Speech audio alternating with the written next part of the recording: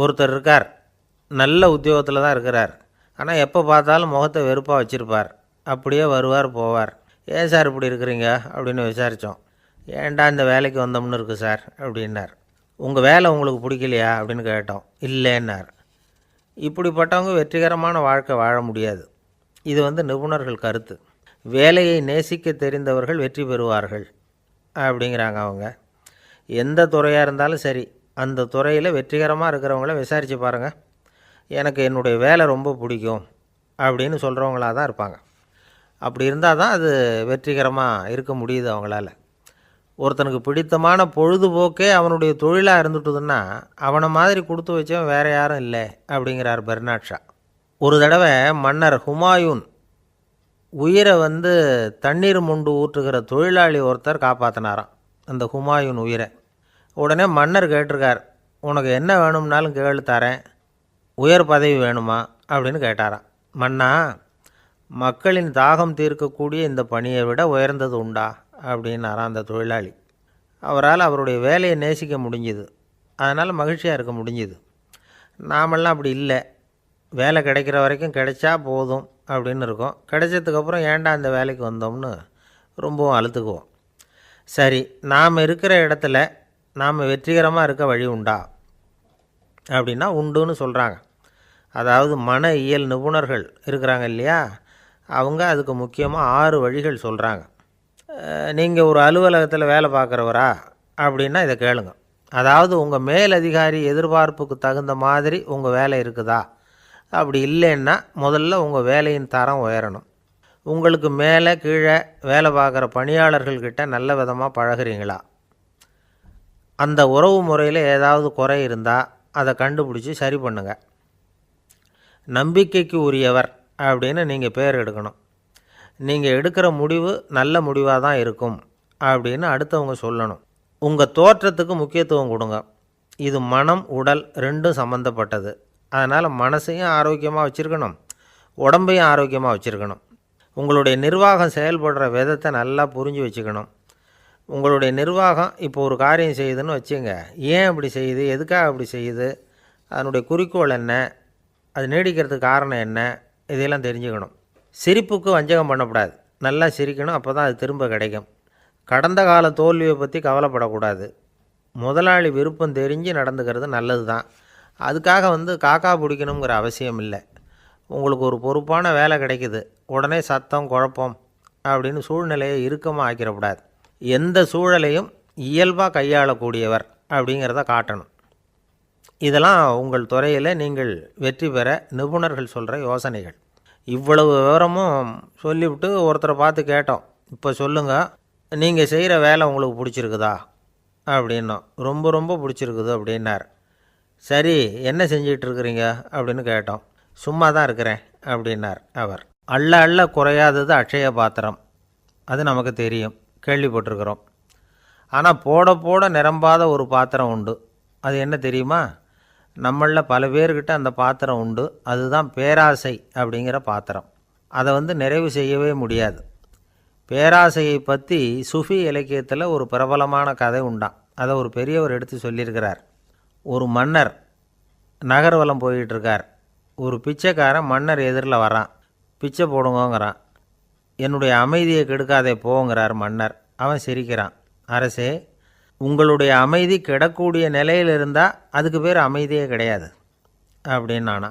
எதிரில் நிற்கிறது வெறும் பிச்சைக்காரன் இல்லை, யோகி அப்படிங்கிறத மன்னர் புரிஞ்சுக்கிட்டார். துறவியே, உங்களுக்கு என்ன வேணும்னாலும் கேளுங்க, கொடுக்குறேன்னாராம். அந்த துறவி மறுபடியும் சிரிக்கிறார். அரசே, உங்களால் முடியாததையெல்லாம் கொடுக்க முடியும்னு சத்தியம் செய்யாதீங்க அப்படின்னார். மன்னருக்கு கோபம் வந்துட்டுது. என்ன இவர் இப்படி சொல்கிறாரே அப்படின்னு நினச்சார். நகர்வலத்தை பாதியிலேயே நிறுத்தினார். வாங்க அரண்மனைக்குன்னார். துறவியை அழைச்சிக்கிட்டு அரண்மனைக்கு வந்துட்டார்.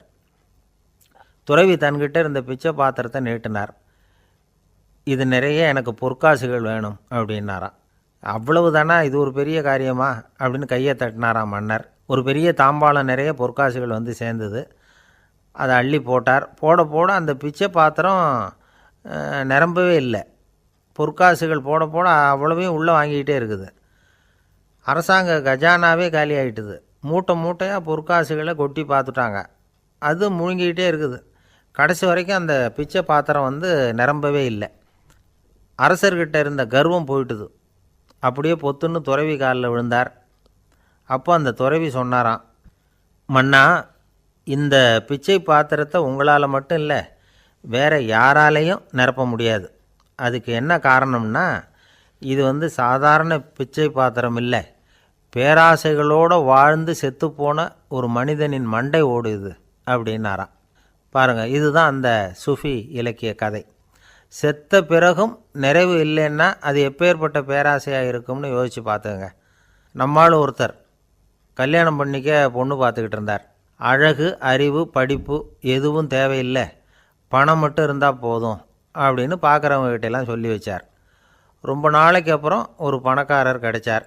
அவர் சொன்னார், இதை பாருங்கள், எனக்கு 20 வயசில் ஒரு மகள், அவளை நீங்கள் கல்யாணம் பண்ணிக்கிட்டா 2 லட்சம் பணம் கொடுப்பேன். 25 வயசில் ஒரு பொண்ணு, அவளை கல்யாணம் பண்ணிக்கிட்டா 2.5 லட்சம் தருவேன். 30 வயசில் ஒரு பொண்ணு இருக்கா, அவளை கல்யாணம் பண்ணிக்கிட்டா 3 லட்சம் தருவேன். என்ன சொல்கிற அப்படின்னாராம். இவன் கொஞ்ச நேரம் யோசித்து பார்த்துருக்கான். அதுக்கப்புறம் மெதுவாக அவரை நிமிர்ந்து பார்த்து, ஏன் சார், உங்ககிட்ட 50 வயசில் ஏதாவது பொண்ணு இருக்கா அப்படின்னு கேட்டானான். ஒருத்தர் ரொம்ப அவசரமாக வந்தார். சார், மனுஷன் நிம்மதியாக இருக்கிறதுக்கு என்ன வழின்னு கேட்டார். சீக்கிரமாக ஒரு கல்யாணத்தை பண்ணிங்க, எல்லாம் சரியாக போடும் அப்படின்னோம். அவர் ஒரு மாதிரியாக பார்த்தார். ஏற்கனவே எனக்கு கல்யாணம் ஆகிட்டுது சார், அதனால தானே நிம்மதியாக இருக்கிறதுக்கு வழி கேட்குறேன் அப்படின்னார். சரி, இவர் ஒரு மாதிரியான கேஸ் அப்படின்னு நினச்சிக்கிட்டு நம்மக்கிட்ட இருந்த ஒரு சின்ன புத்தகத்தை அவர்கிட்ட தூக்கி கொடுத்தோம். இதை படித்து பாருங்கன்னு. கல்யாணத்துக்கு பிறகும் சந்தோஷமாக இருக்கிறதுக்கு என்ன வழி அப்படிங்கிற கேள்விக்கு அந்த புத்தகத்தில் விளக்கம் இருந்தது. கணவன் மனைவிக்குள்ளே சிக்கல் வராமல் இருக்கிறதுக்கு அதில் சில வழிகளை சொல்லி கொடுத்துருக்குறாங்க. அதெல்லாம் என்னென்ன அப்படிங்கிறத இப்போ பார்க்கலாமா? குடும்பம்னு இருந்தால் கோபம் வரதான் செய்யும், அது வந்துட்டு போட்டும் பரவாயில்ல. ஆனால் அந்த கோபம் ஒரே நேரத்தில் 2 பேருக்கும் வந்துடாமல் பார்த்துக்கணும். ஒரு சமயத்தில் யாராவது ஒருத்தர் தான் கோபப்படணும், அடுத்தவங்க அமைதியாக இருக்கணும். அதுக்கப்புறம் இவர் அமைதியான உடனே அவங்க ஆரம்பிச்சிக்கலாம். கோபமாக ஏதாவது சொன்னால் உடனே கோபமாக பதில் சொல்லக்கூடாது. கொஞ்சம் பொறுத்து கோபம் தீர்ந்த உடனே அந்த பதிலை சொல்லலாம். அப்போ பதில் கோபமாக இருந்தால் கூட அது அவ்வளோ பெருசாக தெரியாது. அற்ப விஷயத்துக்கெல்லாம் காய்ச்சி மூச்சுன்னு கத்திகிட்டு இருக்கக்கூடாது. உங்கள் 2 பேருக்குள்ளே ஒரு தர்க்கம் ஆரம்பமாயிட்டுதுன்னு வச்சுக்கோங்க. கடுமையாக 2 பேரும் விவாதம் பண்ணுறீங்க.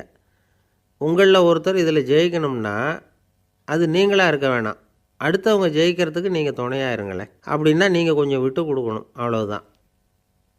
ஏதாவது குத்தம் சொல்லணுமா, செஞ்ச தப்பை சுட்டி காட்டணுமா, விமர்சனம் பண்ணணுமா, பண்ணுங்க, வேணான்னு சொல்லலை. ஆனால் சொன்னதை அப்படி சொல்கிறத கொஞ்சம் அன்பாக இதமாக சொல்லுங்கள். எப்போ நடந்த தவறுகளையெல்லாம் இப்போ போய் மறுபடியும் ஞாபகப்படுத்திகிட்டு இருக்க வேண்டாம். நான் அப்போவே சொன்னேன் இந்த புடவை வேணாம்னு, நீங்கள் தான் கேட்கல, இப்போ பாருங்கள் கிழிஞ்சு போச்சு இப்படின்னு கத்துனாங்க ஒரு அம்மா. எப்போ சொன்னீங்கன்னு கேட்டால் ஒரு 10 வருஷத்துக்கு முன்னாடி தீபாவளி சமயத்தில் அப்படிங்கிறாங்க. அது என்ன இன்னும் அப்படியே புதுசாகவே இருக்கும்? உங்களுக்கு அவர் தான் பெருசு, அவருக்கு நீங்கள் தான் பெருசு. அதை விட இந்த உலகத்தில் வேறு எதுவும் முக்கியம் இல்லைன்னு நினைக்கணும். நீ தான் என்னுடைய உலகம்னு எத்தனை தடவை சொல்லியிருப்பீங்க? அதெல்லாம் வெறும் வசனமாக போயிடக்கூடாது. ஏதாவது ஒரு பிரச்சனையை பற்றி கடுமையாக விவாதம் பண்ணிக்கிட்டு இருக்கீங்க, அதை அப்படியே பாதியில் விட்டுட்டு படுக்கைக்கு போயிடக்கூடாது. சுச்சத்தை நாளைக்கு பேசிக்கலாம்னு. அப்படி போனால் தூக்கம் வராது. பிரச்சனையை ஒரு முடிவு பண்ணிக்கிட்டு அதுக்கப்புறமா தூங்க போகணும். ஒரு நாளில் ஒரு தடவையாவது உங்கள் ஜோடியை பாராட்டி நல்ல விதமாக கனிவாக ஒரு வார்த்தை சொல்லணும் அப்படின்னு தீர்மானம் பண்ணிங்க.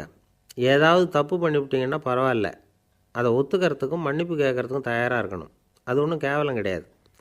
வீட்டுக்குள்ளே தானே கேட்க போகிறீங்க, வெளியில் யாருக்கு தெரிய போகுதோ? எப்படியோ உங்களுக்குள்ளே ஒரு சமரசம் ஆனால் சரிதான். ஒரு தகராறுன்னு எடுத்துக்கிட்டால் குறைஞ்சபட்சம் அதுக்கு 2 பேர் தேவை. தனியாகவே உட்காந்துக்கிட்டு நான் இப்போ தகராறு பண்ணிகிட்டு இருக்கிறேன் அப்படின்னு யாரும் சொல்ல முடியாது. 2 பேர் தகராறு பண்ணுறாங்கன்னா பொதுவாக அந்த 2 பேரில் யார் அதிகமாக பேசுகிறாங்களோ அவங்க பேரில் தான் தப்பு இருக்கும். அதை மனசில் வச்சுக்கணும். இதெல்லாம் தான் அந்த புத்தகத்தில் போட்டிருக்கிற வழிமுறைகள்.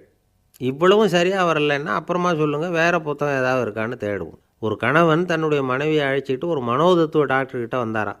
டாக்டர், எங்களுக்கு கல்யாணம் ஆகி 30 வருஷ காலமாக நாங்கள் ஒரு விஷயத்தில் கூட ஒத்து போனதில்லை அப்படின்னு ஆரம்பித்தார். உடனே அந்த அம்மா குறுக்கிட்டு, அது 30 வருஷம் இல்லை 32 வருஷம் அப்படின்னாங்களாம். சில பேரை இப்படி சொல்கிறது உண்டு. அடுத்தவங்களை அனுசரித்து நடந்துக்க தெரியல, அவன் என்ன சார் மனுஷன் அப்படிம்பாங்க. சக மனிதர்களோடு எப்படி பழகிறது அப்படின்னு தெரியாததுனாலேயே பல பேர் இன்றைக்கி சங்கடப்பட்டுக்கிட்டு இருக்கிறாங்க. வசதி வாய்ப்பெல்லாம் சரியாக இருக்கும், ஆனால் வாழ்க்கை சரியாக இருக்காது.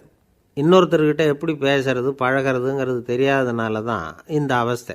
சரி, இந்த அவஸ்தை இல்லாமல் வாழறது எப்படி? இதுக்கு அனுபவசாலிகள் சில வழிமுறைகளை சொல்கிறாங்க. அதெல்லாம் என்னென்னங்கிறத இப்போ தெரிஞ்சுக்குவோம். முதல்ல நம்ம நாக்கு நம்ம கண்ட்ரோலில் இருக்கணும். வார்த்தைகளை கொட்டிவிட்டு அதுக்கப்புறம் அள்ள முடியாமல் கிடந்து கஷ்டப்படக்கூடாது. எப்படி பேசுகிறோங்கிறதும் முக்கியம்.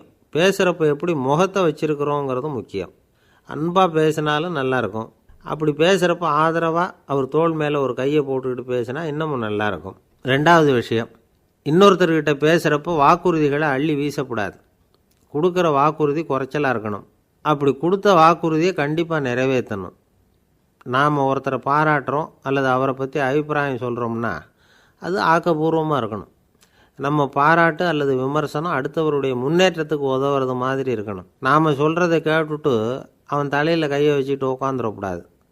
எப்பவும் உற்சாகமாக இருக்கணும், முகம் மலர்ச்சியாக இருக்கணும். மனுஷன் இருந்தால் வருத்தம், கவலை, ஏமாற்றம் எல்லாம் இருக்க தான் செய்யும். அதெல்லாம் மனசில் இருக்கட்டும். அந்த வருத்தமும் கவலையும் ஏமாற்றமும் சேர்ந்துக்கிட்டு நம்ம முகத்தில் இருக்கிற மலர்ச்சியை மூடி மறைக்கிறதுக்கு நாம் இடம் கொடுத்துடக்கூடாது. எந்த விஷயத்தை பற்றி யாருக்கிட்ட பேசினாலும் வெளிப்படையாக பேசணும். திறந்த மனசோடு பேசணும். மூடி மறைச்சி முழுங்கிக்கிட்டு இருக்கக்கூடாது. இன்னொருத்தர்கிட்ட பேசுகிறப்போ விவாதம் பண்ணுங்க, அது தப்பு இல்லை. ஆனால் வாதாடிக்கிட்டு இருக்கக்கூடாது. அதாவது என்ன சொல்கிறாங்கன்னா, டிஸ்கஸ் பண்ணலாம், ஆர்கியூ பண்ணக்கூடாதான். நம்மக்கிட்ட இருக்கிற நல்ல குணங்களை நாம் எடுத்து சொல்லிகிட்டு இருக்கக்கூடாது. அந்த நல்ல குணங்களே நம்மளை பற்றி எடுத்து சொல்லணும். அது மாதிரி நடந்துக்கணும். அதே மாதிரி அடுத்தவங்க கிட்ட உள்ள கெட்ட குணங்களை பற்றி அவசியம் இல்லாமல் நாம் பேச வேண்டியதில்லை. உங்களை பற்றி யாராவது தப்பாக பேசுகிறாங்களா, அப்படி அவங்க பேசுகிறதுல உண்மை இல்லையா அப்படின்னா அதை நீங்கள் பொருட்படுத்த வேண்டியதில்லை, விட்டுடலாம். அது தானாக போயிடும். ஒரு 4-5 பேரோட பேசிக்கிட்டு இருந்தீங்கன்னா எல்லாருக்கும் முக்கியத்துவம் கொடுங்க. யாரையும் அலட்சியப்படுத்தாதீங்க. தமாஷா பேசலாம். ஆனால் அவங்க தமாஷ் அடுத்தவங்களை கேலி பண்ணுறதா இருக்கக்கூடாது. நமக்கு கிடைக்க வேண்டியது கிடைக்கலையே அப்படிங்கிற தவிப்பு நம்மக்கிட்ட இருக்கக்கூடாது. அது தேவையில்லை. உங்கள் செயல்பாடுகள் தெளிவாக இருக்கட்டும். பாராட்டு தானாக அவங்கள தேடிட்டு வரும். இன்னொரு மனுஷனுடைய மனசில் கௌரவமான ஒரு இடத்த பிடிக்கணும்னா நாம் இந்த குணத்தையெல்லாம் நம்மக்கிட்ட வளர்த்துக்கணும். இதெல்லாம் அனுபவசாலிகள் சொல்லியிருக்கிற குறிப்புகள். இந்த குறிப்புகளை சரியாக புரிஞ்சுக்கணும். அது முக்கியம். தப்பாக புரிஞ்சுக்கிட்டா என்ன ஆகும் தெரியுமா? இதை கேளுங்க. ஒருத்தர் வந்தார். சார், அடுத்தவங்க தோள் மேலே கையை போட்டுக்கிட்டு அன்பாக பேசணும்னு சொன்னீங்க. அப்படி தான் பேசினேன். அவர் முதுகை கூட தட்டி கொடுத்தேன். என் வேலை போயிட்டுது சார், வீட்டுக்கு அனுப்பிச்சிட்டாங்க அப்படின்னார். யாருக்கிட்ட அப்படி பேசுனீங்கன்னு கேட்டோம். என் முதலாளிகிட்ட சார் அப்படிங்கிறார் ரொம்ப சோகமாக. இந்த உலகமே ஒரு நாடக மேடை. நாம் எல்லாரும் நடிகர்கள். இது ஞானிகள் சொல்கிறது. இது ஒரு பக்கம் இருக்கட்டும். இந்த உலகத்துக்குள்ளே எத்தனையோ நாடக மேடைகள், எத்தனையோ நடிகர்கள், எத்தனையோ நாடகங்கள். இதெல்லாம் எப்படி ஆரம்பமாச்சு? அதுதான் இன்றைக்கி தகவல். அதாவது ஆதி மனிதன் பேச ஆரம்பிக்கிறதுக்கு முன்னாடி சைகையாலேயே எல்லாத்தையும் சொல்லிகிட்டு இருந்தான். அதனால் அப்போவே நடிப்பு ஆரம்பமாயிட்டுது. முதல்ல ஒரு வேட்டையைத்தான் அவன் நடித்து காட்டியிருப்பான். இவன் எப்படி போனான், எதிரில் மிருகம் எப்படி வந்தது, அதோடு எப்படி சண்டை போட்டான், எப்படி அடித்து கொண்டுகிட்டு வந்தான். இதை அப்படியே மற்றவங்களுக்கு நடித்து காட்டியிருப்பான். ஏன்னா மொழி கிடையாது. இந்த காலத்துலலாம் நாடகங்களில் நடிக்கிறவங்கள நடிகர்கள்ங்கிறோம். ஒரு காலத்தில் இவங்களுக்கு என்ன பேர் தெரியுமா? திஸ்பியர்கள் அப்படின்னு பேரான். இதுக்கு காரணம் உண்டு. அதாவது 2000 வருஷத்துக்கு முன்னாடி கிரீஸ் நாட்டில் திசிபியஸ் அப்படின்னு ஒரு ஆள் இருந்தான். அவன் ஒரு பெரிய நாடக கலைஞன். அவன் சில இளைஞர்களை சேர்த்துக்கிட்டான், பயிற்சி கொடுத்தான், நாடக குழுவை உருவாக்கினான். நடிகர்களையும் நாடகத்துக்கு தேவையான பொருள்களையும் ஏற்றிக்கிட்டு போகிறதுக்கு ஒரு வண்டியையும் தயார் பண்ணான். அந்த வண்டியிலேயே அவன் கிரேக்க நாடு பூராவும் சுற்றினான். ஊர் ஊராக நாடகம் போட்டான். ஒரு ஊருக்கு போனதும் அங்கே நாடகம் நடத்த தியேட்டர் இருக்கா அப்படிங்கன்னெல்லாம் பார்க்குறதில்ல அவன். ஏன்னா அப்போலாம் தியேட்டர்னா என்னென்ன தெரியாது.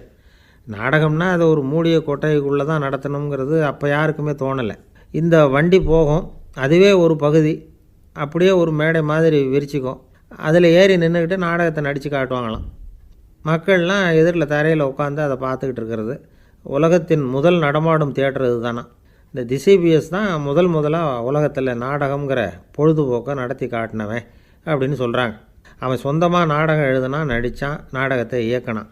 அதனால தான் அவனை first man of the theatre அப்படின்னு சொல்லுவாங்க. அவன் தான் நாடக மேடையின் முன்னோடி. கிரேக்கர் காலத்திலேயே நாடக ஆசிரியர்கள், நடிகர்கள், ரசிகர்கள் இவங்கெல்லாம் உருவாயிட்டாங்களாம். நாடகத்தின் சரித்திரத்தில் இந்த 3 பிரிவும் ரொம்ப முக்கியம். அதாவது கிரேக்க தியேட்டர்கள்லாம் திறந்த வெளி மேடைகள் தான்.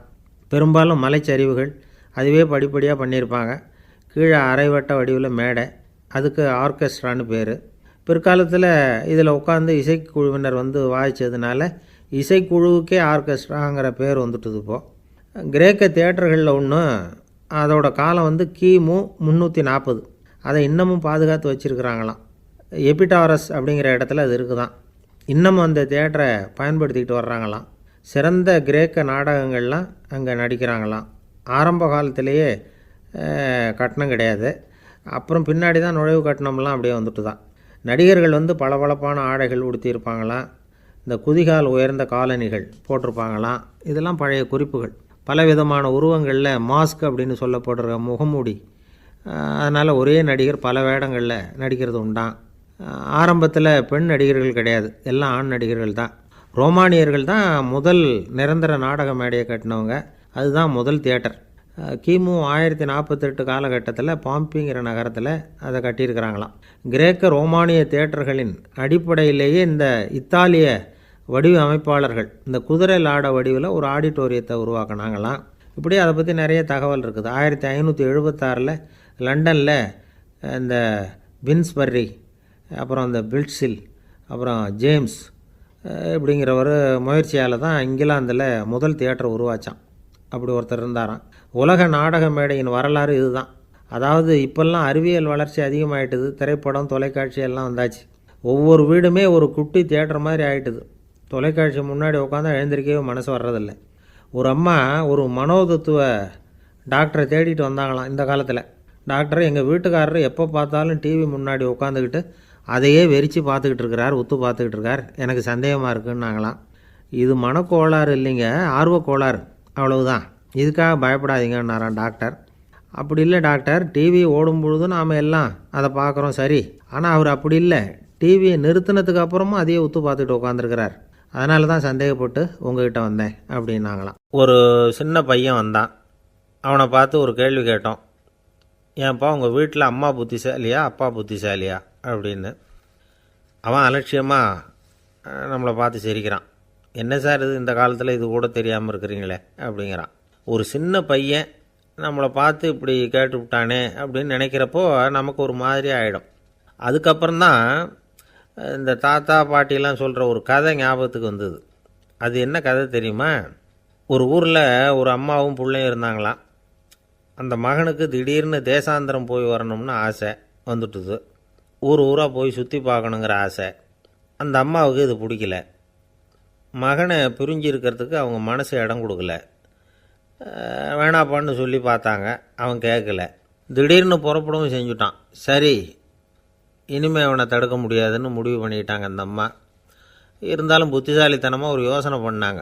மகனை கிட்டத்தில் கூப்பிட்டாங்க. அவங்ககிட்ட சொன்னாங்க, இதை பாருப்பா, நீ தேசாந்திரம் போகிறதுன்னு தீர்மானம் பண்ணிவிட்ட, அதை நான் தடுக்கலை, போயிட்டு வந்துடும். ஆனால் போகிறதுக்கு முன்னாடி எனக்கு ஒரு வாக்குறுதி கொடுத்துட்டு போ அப்படின்னாங்க.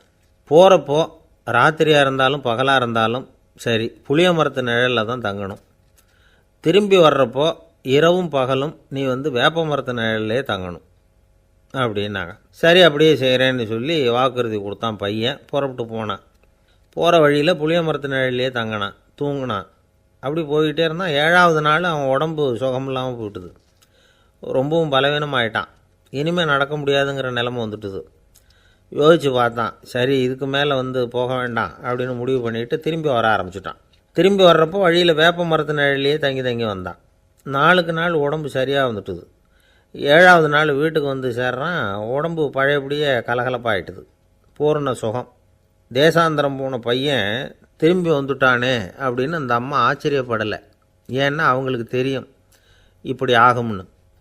பையன் சீக்கிரமாக திரும்பி வரணுங்கிறதுக்காக தான் அவங்க அந்த யோசனையை சொன்னாங்க. என்ன விஷயங்கிறதையும் அவங்களே சொன்னாங்க. மகனே, புளிய மரத்து நிழல் உடம்புக்கு உஷ்ணத்தை கொடுக்கும், சீக்கம் உண்டாக்கும். அதனால் நீ தொடர்ந்து புளிய மரத்து நிழலில் தங்கினாவே நோய்க்கு ஆளாயிட்ட. அதனால் பயணத்தை முடிச்சுக்கிட்டு திரும்பி வரணுங்கிற முடிவுக்கு வந்துட்ட. திரும்பி வர்றப்போ நீ தங்கினது வேப்ப மரத்து நிழல். அது உடம்புக்கு வந்து குளிர்ச்சியை தரக்கூடியது, நோயை தீர்க்கக்கூடியது. அதனால் சுகமாக வீட்டுக்கு வந்து சேர்ந்துட்ட. உன்னோட தேசாந்திர பயணத்தை தடுக்கிறதுக்காக தான் இப்படி பண்ணினேன் அப்படின்னாங்களாம் அந்த அம்மா. பார்த்தீங்களா அம்மாவோட புத்திசாலித்தனத்தை? அப்பாவாக இருந்தால் இப்படியா பண்ணுவார்? ஒரு அப்பா வந்து பையன்கிட்ட 10 ரூபா கொடுத்து இதை எடுத்துக்கிட்டு அடுத்த ஊருக்கு போய் அங்கே இருக்கிற மாமா கிட்ட இதை கொடுத்துட்டு வாடா, வழியில் எங்கேயாவது மரத்தடியில் படுத்து தூங்கி விடாதே அப்படின்னு எச்சரிக்கை பண்ணி அனுப்புனாராம். பையனுக்கு எச்சரிக்கையாக வாழறது எப்படிங்கிறத கற்றுக் கொடுக்கறதுக்காக இப்படி பண்ணார். அவன் பணத்தை வாங்கிக்கிட்டு போனான். அப்பா சொன்னதை மறந்துட்டு ஒரு மரத்தடியில் படுத்து தூங்கிட்டான். அவனுக்கு தெரியாமல் அவன் பின்னாடியே போன அப்பா அவன் கையில் இருந்த அந்த 10 ரூபாயை நைஸாக எடுத்துகிட்டு வந்துட்டார். அவன் பையில் தானே வச்சுருந்தான், அது தெரியாமல் எடுத்துகிட்டு வந்துட்டார். அவன் தூங்கிக்கிட்டு இருக்கான். எடுத்துகிட்டு ஒரு மறுபடியும் வீட்டுக்கு வந்துட்டார். பையன் முழிச்சுக்கிட்டு பையை தடவி பார்க்குறான், பணத்தை காணும். அழுதுகிட்டே திரும்பி வந்தான். அப்பா கிட்ட விஷயத்த சொன்னான். அப்பா சிரிச்சுக்கிட்டே சொன்னார், அதுக்கு தான்ப்பா ஆரம்பத்திலேயே எச்சரிக்கை பண்ணினேன், இனிமேலாவது நீ ஜாக்கிரதையாக இருக்கணும் அப்படிங்கிறதுக்காக தான் இப்படி பண்ணினேன். அந்த பணம் எங்கேயும் போயிடலை, நான் தான் அதை உனக்கு தெரியாமல் எடுத்து வச்சிருக்கிறேன். இதோ பாரு அப்படின்னு சொல்லிக்கிட்டு சைடு பாக்கெட்டில் கையை விட்டால் அது ஓட்டையாக இருக்குது. அதை எவனோ ஏற்கனவே கத்திரிச்சு எடுத்துகிட்டு போயிட்டான். இப்போ அப்பா முகத்தில் அசடு வழிஞ்சுதான். ஒரு அரசனும் அமைச்சரும் ஒரு நாள் ரொம்ப சாவகாசமாக பேசிக்கிட்டு இருந்தாங்களாம். அரசன் அமைச்சரை பார்த்து ஒரு கேள்வி கேட்டிருக்கார். ஏங்க அமைச்சரே, ஆசை இல்லாத ஒரு மனுஷனால் இருக்க முடியுமா அப்படின்னு. ஏன் முடியாது, துறவி அப்படிங்கிறவங்கெல்லாம் அப்படிப்பட்டவங்க தானே அப்படின்னாராம் அமைச்சர். அவங்கெல்லாம் உண்மையிலேயே ஆசையை விட்டவங்க தானா அப்படின்னு கேட்டாராம் ராஜா. அப்படி தான் இருக்கணும் அப்படின்னாராம் அமைச்சர். அப்படின்னா ஆசையே இல்லாத ஒரு உண்மையான துறவியை நான் பார்க்கணுமேன்னார். அது என்ன பிரமாதம், அதுக்கு நான் ஏற்பாடு பண்ணுறேன் அப்படின்னு விட்டார் இவர். சொல்லிவிட்டு உடனே புறப்பட்டு போனார். அங்கே தேடினார். அப்புறம் தான் அவருக்கு புரிஞ்சுது உண்மை துறவியை கண்டுபிடிக்கிறது எவ்வளவு கஷ்டமான காரியம்னு. இருந்தாலும் ராஜா கிட்ட சொல்லியாச்சே உண்மை துறவியை காட்டுறேன்னு. இப்போ என்ன பண்ணுறது? ராஜா கிட்ட சொன்னபடி நடக்கலைன்னா அவருக்கு கோபம் வந்துடும். அமைச்சர் ஒரு யோசனை பண்ணார். அவருக்கு ஒரு வழி தெரிஞ்சுது. அதுதான் சரின்னு முடிவு பண்ணார். அதாவது அந்த ஊரில் அவருக்கு தெரிஞ்ச நாடக நடிகர் ஒருத்தர் இருக்கிறார், நல்லா நடிப்பார். அவரை போய் பார்த்தார். இதை பாருப்பா, எனக்காக நீ ஒரு காரியம் செய்யணும்னார். என்னன்னு கேட்டார் அவர். நீ ஒரு துறவி மாதிரி கொஞ்சம் நேரத்துக்கு நடிக்கணும். ராஜா வந்து உன்னை பார்த்துட்டு போகிற வரைக்கும் நடி, அது போதும். அதுக்காக உனக்கு 10,000 ரூபா தரேன் அப்படின்னார். அவர் எந்த காலத்தில் இவ்வளோ பணத்தை மொத்தமாக பார்த்துருக்கார். அதனால் உடனே சரின்னு ஒத்துக்கிட்டார். அமைச்சர் வந்து அரண்மனைக்கு திரும்பி வந்தார். என்ன அமைச்சரே, இன்னுமா ஒரு உண்மையான துறவி கிடைக்கலன்னார். உண்மையான துறவி ஒருத்தரை இப்போ தான் கொஞ்ச நேரத்துக்கு முன்னாடி பார்த்து பேசிவிட்டு வர்றேன். அவர் நம்ம ஊருக்கு வெளியில் குளத்தங்கரையில் உள்ள ஒரு ஆலமரத்துக்கு அடியில் உட்காந்துருக்கிறார் அப்படின்னார் இவர். அப்படின்னா உடனே புறப்படுங்க அப்படின்னார் ராஜா. பரிவாரங்களோடு புறப்பட்டார். அங்கே அந்த மரத்தடியில் அந்த ஆள் வேஷம் போட்டுக்கிட்டு துறவி மாதிரி உட்காந்துருக்கிறான். ராஜா நேராக போனார். அந்த துறவி காலில் பொத்துன்னு விழுந்து வணங்கினார். உடனே ராணியும் அவர் காலில் விழுந்தாங்க. அடுத்தபடியாக அமைச்சர் விழுந்தார். அவருக்கு தெரியும் இது நம்ம ஆள் தான்னு. இருந்தாலும் என்ன பண்ணுறது, நேரம். அப்புறம் பரிவாரங்கள்லாம் துறவி காலில் விழுந்து ஆசீர்வாதம் வாங்கிட்டாங்க. ராஜா அப்புறமா தங்கத்தட்டில் பொன்னையும் பொருளையும் வச்சு அந்த துறவிக்கிட்ட ரொம்ப பணிவாக நீட்டுறார். தாங்கள் தயவு பண்ணி இதை ஏற்றுக்கணும் அப்படின்னு வேண்டிக்கிட்டார். அந்த துறவி பற்றில்லாமல் அதை பார்த்தார். எல்லாத்தையும் திறந்துவிட்ட எனக்கு இதெல்லாம் எதுக்காக அப்படின்னு சொல்லி அதை மறுத்துட்டாராம். ஆஹா, உண்மையான துறவியை பார்த்துட்டோம் அப்படிங்கிற ஆனந்தம் அரசருக்கு. ரொம்ப நிம்மதியாக திருப்தியாக திரும்பி வந்தார் அரண்மனைக்கு. அதுக்கப்புறம் அமைச்சர் யாருக்கும் தெரியாமல் அந்த துறவிகிட்ட ஓடினார். சொன்ன பிரகாரம் பணத்தை நீட்டினார். இந்தாப்பா, நான் உங்ககிட்ட சொன்னபடி 10,000 ரூபா பணம் எடுத்துக்கோ அப்படின்னார். அந்த ஆள் ராஜா கிட்ட சொன்னது மாதிரியே எல்லாத்தையும் திறந்துவிட்ட எனக்கு இதெல்லாம் எதுக்காக வேணாம் அப்படின்னு விட்டாரான். நடித்த வரைக்கும் போதும்ப்பா, இனிமேல் இந்த நாடக வசனம்லாம் வேணாம், வேஷத்தை கலைச்சிரு, பணத்தை வாங்கிக்கோன்னார். இல்லைங்க, இது வேஷம் இல்லை, இது வசனமும் இல்லை, இது உண்மை. கொஞ்ச நேரம் துறவி மாதிரி நடித்ததுக்கே இந்த தேசத்து ராஜா, ராணி, அமைச்சர், பரிவாரங்கள் எல்லாம் என் காலில் விழுந்து வணங்குறாங்க. அப்படின்னா உண்மையான துறவியாக இருக்கிறது எவ்வளவு பெருமையான விஷயம். நான் உண்மையான துறவியாக ஆக போகிறேன், அப்படி முடிவும் பண்ணிட்டேன் அப்படின்னார் அந்த நடிகர். வேஷம் கூட எப்படிப்பட்ட விளைவுகளை உண்டு பண்ணுது பார்த்தீங்களா. நம்மால் ஒருத்தன் ரொம்ப வசதியாக தான் இருந்தான். ஒரு நாள் அவன் சொத்து பூரா திருட்டு போயிட்டுது. அதுக்கப்புறம் இவன் துறவி மாதிரி ஆகிட்டான். ஊர் ஊராக சுற்றினான். ஒரு குருநாதரை தேடி கண்டுபிடிச்சான். அவர்கிட்ட சீடனாக சேர்ந்துக்கிட்டான். அவனை பார்த்து ஒருத்தர் கேட்டார், நீ உண்மையான சீடன் தானான்னு. இல்லைங்க, சீடன் மாதிரி நடிச்சுக்கிட்டு இருக்கிறேன் அப்படின்னா. அது குரு துரோகம் இல்லையா அப்படின்னு கேட்டார் அவர். இல்லைங்க, நான் பண்ணது குரு துரோகம் இல்லை, என் குரு பண்ணது தான் துரோகம். என்னுடைய பணத்தை கொள்ளையடித்தது இவர் தான். அதை எங்கே வச்சுருக்காருன்னு கண்டுபிடிக்கிறதுக்காக தான் இவர்கிட்ட வந்து சீடனாக சேர்ந்துருக்கிறேன் அப்படின்னா. ஒரு ஆள் இருந்தான், நிறைய பணம் சம்பாதிச்சான். ஆனால் செலவு பண்ண மனசு வரல, கருமி. அவன் என்ன பண்ணான், சேர்த்த பணம் பூராவையும் ஒரு மரத்தடியில் புதைச்சி வச்சுருந்தான். வாரத்துக்கு ஒரு தடவை அந்த மரத்தடிக்கு வருவான், புதைச்ச இடத்த ஆவலோடு பார்த்துக்கிட்டு இருப்பான், அதுக்கப்புறம் போயிடுவான். அவ்வளவுதான். ஒரு நாள் ஒரு திருடன் வந்தான், இவன் புதைச்சி வச்சுருந்ததெல்லாம் எடுத்துகிட்டு போட்டான். இது தெரிஞ்சு போச்சு. அந்த கருமி புலம்ப ஆரம்பிச்சிட்டான். இவன் புலம்பலை கேட்டதும் அக்கம் பக்கத்தில் இருந்தவங்கெல்லாம் ஓடி வந்தாங்க. என்ன விஷயம்னு விசாரித்தாங்க. இவன் சொன்னான். ஒரு பெரியவர் கேட்டார், ஏன்ப்பா வாரம் வந்து இந்த இடத்த பார்க்குறதாக சொன்னியே, எப்போவாவது இதில் இருக்கிற பணத்தை எடுத்து செலவு பண்ணியிருக்கியா அப்படின்னு கேட்டார். நான் அப்பப்போ வந்து அதை பார்க்குறது தான் வழக்கம், அதை தொட்டதே இல்லைன்னு அவன். சரி, அப்படின்னா இப்போவும் நீ அதே மாதிரி வாரம் ஒரு தடவை வந்து இந்த இடத்த பார்த்துட்டு போகலாமே அப்படின்னாராம் அந்த பெரியவர். அதுவும் சரிதானே, எவ்வளவு காலமானாலும் அவன் அந்த பணத்தை எடுத்து செலவு பண்ண போகிறதில்ல. அப்படி இருக்கிறப்ப உள்ளே பணம் இருந்தாலும் ஒன்று தான், இல்லாமல் போனாலும் ஒன்று தான். இதிலேருந்து என்ன புரியுதுன்னா, ஒருத்தர்கிட்ட இருக்கிற பணத்தை கொண்டு அவர் பணக்காரரா ஏழையா அப்படின்னு முடிவு செய்கிறது சரியில்லை. அந்த செல்வத்தை அனுபவிக்கிற திறன், பயன்படுத்துகிற திறன், அதை வச்சு தான் அவர் ஏழையா பணக்காரரா அப்படிங்கிறத நிர்ணயம் பண்ணணும். அதுதான் சரி. செலவு பண்ண தெரியாதவன் சேகரம் பண்ணிகிட்டே இருக்கிறதுனால என்ன பிரயோஜனம்? தலைமுடியே இல்லாதவன் தாராளமாக சீப்புகளை வாங்கி சேகரம் பண்ணுறது மாதிரி தானே இது. சில சமயம் செலவு பண்ண நாம் தயாராக இருந்தால் கூட அந்த செல்வம் நமக்கு பயன்படுறதில்ல. அரேபியாவில் ஒரு நகை வியாபாரி விலை உயர்ந்த முத்துக்களை எல்லாம் அவர் வச்சு வியாபாரம் பண்ணிகிட்டு இருந்தார். அவர் ஒரு சமயம் ஒரு பாலைவனம் வழியாக போயிட்டு இருக்கிறார் ஒட்டகத்தில். அப்போது திடீர்னு கடுமையான புயல் வீச ஆரம்பிச்சுட்டுது. திசை தவறி இவர் எங்கேயோ வந்துட்டார். கூட வந்தவங்களையும் காணலை, எங்கே போனாங்களோ தெரியல.